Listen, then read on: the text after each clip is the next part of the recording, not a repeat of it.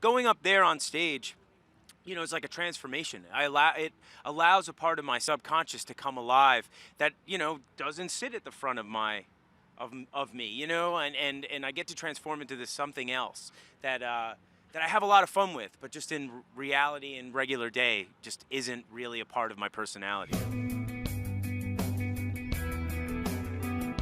Coheed and Cambria in October of 2015 released its first non-conceptual record called "The Color Before the Sun," and the reason we sort of did that is for me as the lyricist. I found myself in a place, in my life where it made sense to sort of do that. I had my son Atlas was born or was going to be born.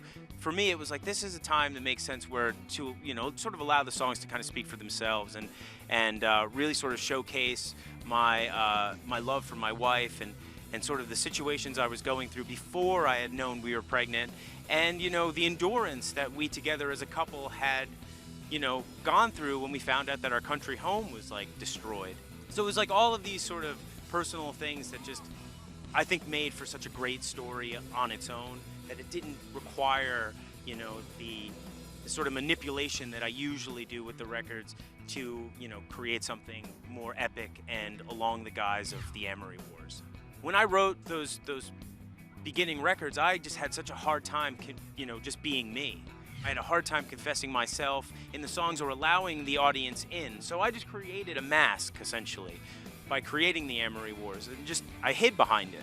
But now, at 37 years old and, that whole idea of fatherhood, it just made sense for me to allow the songs to speak for themselves. I mean, now it's nice to know that that's something Coheed can do. I mean, I love writing conceptually. I love taking the songs. I love transforming them into concepts and then, putting them to scripts for comic books. I mean, it's fun for me.